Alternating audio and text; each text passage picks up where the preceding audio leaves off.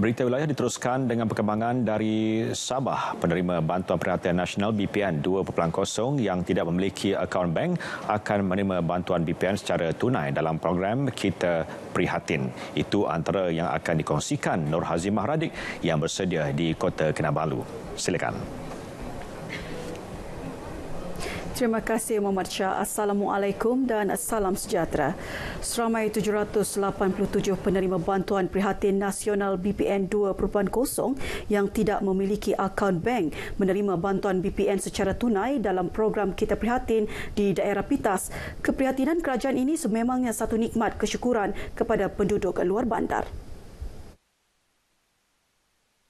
Dipanggil datang sini, terima bocok dan juga berbentuk tunai. Bagi saya, harapan saya kepada kerajaan teruskan apa yang sekarang ini yang ada sekarang, kebaikan untuk orang di kampung. Dapat mengurangkan beban keluarga untuk belanja lah untuk sisi keluarga lah begitu, anak-anak beli untuk keperluan asas lah. Syukur alhamdulillah. Ucap terima kasih untuk kepada kerajaan dan duit ini untuk keperluan harian lah.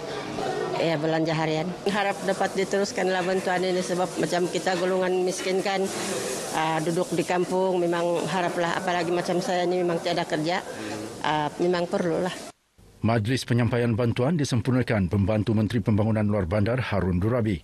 Hari ini sebanyak 787 penerima yang akan menerima secara tunai. Dan juga saya dipahamkan mana-mana penerima yang tidak sempat menerima secara tunai hari ini boleh menuntut bantuan ini di mana-mana cawangan Bank Simpanan Nasional. Agihan BPN secara tunai dilaksana di 18 lokasi bermula Februari sehingga 31 Mac melibatkan 22,671 penerima.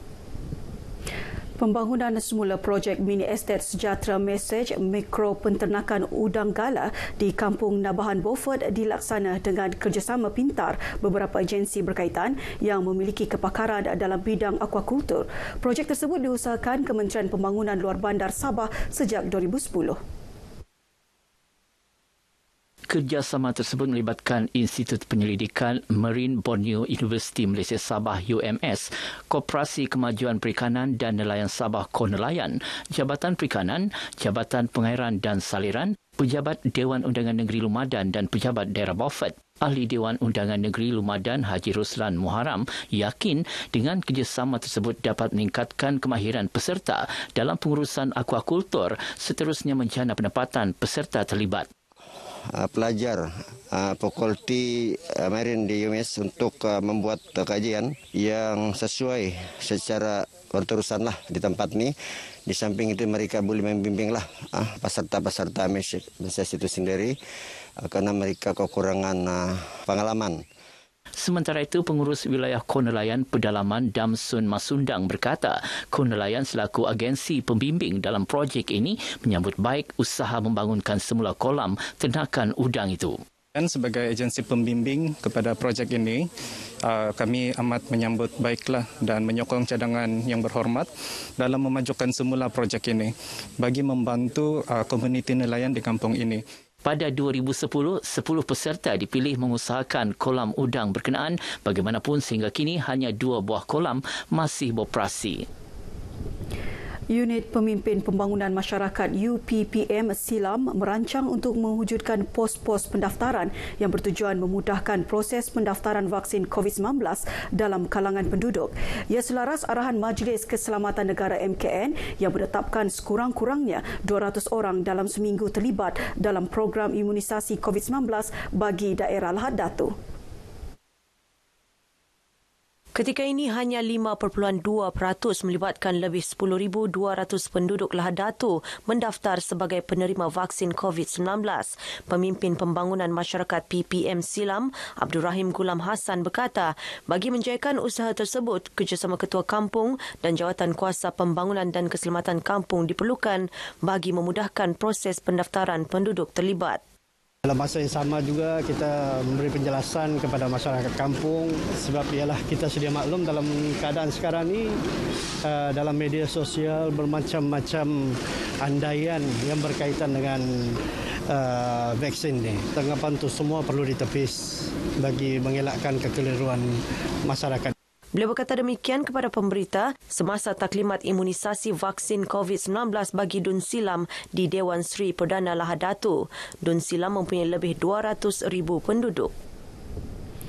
Klinik Usahawan Agro 2021 memberi pendedahan kepada usahawan berhubung bantuan insentif dan program yang disediakan Kementerian Pertanian dan Industri Makanan MAFI. Program bertujuan menggalakkan penglibatan golongan belia dalam sektor pertanian dan industri makanan.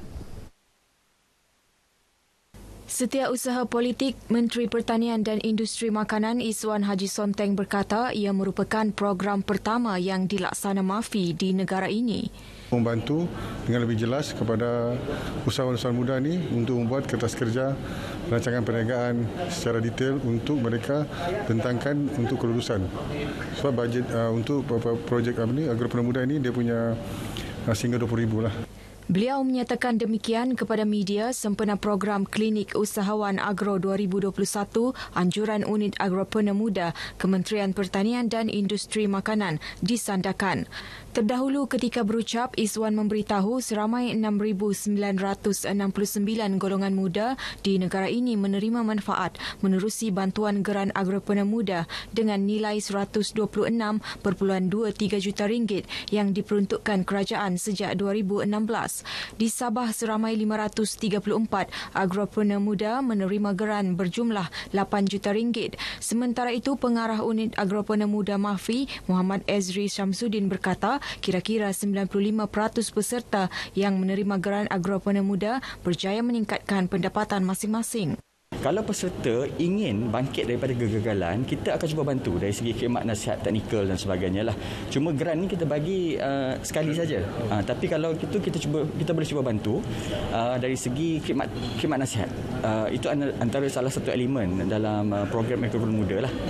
Program Agropreneur Muda merupakan satu program khas kepada golongan muda berumur antara 18 hingga 40 tahun. Langkah kerajaan meneruskan geran khas Prihatin 3.0 bagi membantu usahawan mikro dan perusahaan kecil dan sederhana PKS dilihat berupaya memulih dan meningkatkan ekonomi golongan terbabit. Perkara ini dinyatakan pensyarah Fakulti Pengurusan dan Perniagaan Bahagian Ekonomi Universiti Teknologi Mara UiTM, Cawangan Sabah, Herniza Rosen Marcos.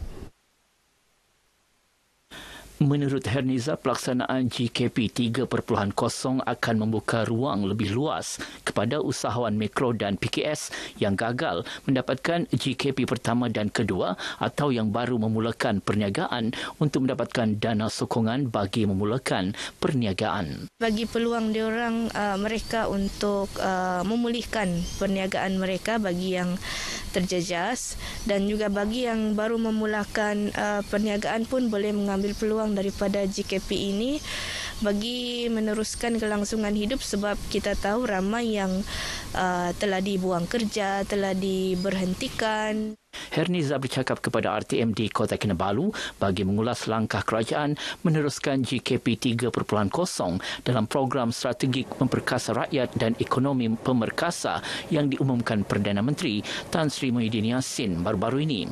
Permohonan GKP 3.0 akan dibuka mulai 1 April kepada usahawan PKS yang tidak menerima GKP sebelum ini. Mereka yang layak akan menerima bantuan one-off RM1,000 dan dijangka memberi manfaat kepada lebih 1 juta usahawan. Sekian paparan berita dari negeri di bawah Bayu. Untuk berita seterusnya, kita kembali ke Angkasa Puri bersama Muhammad Syah. Silakan.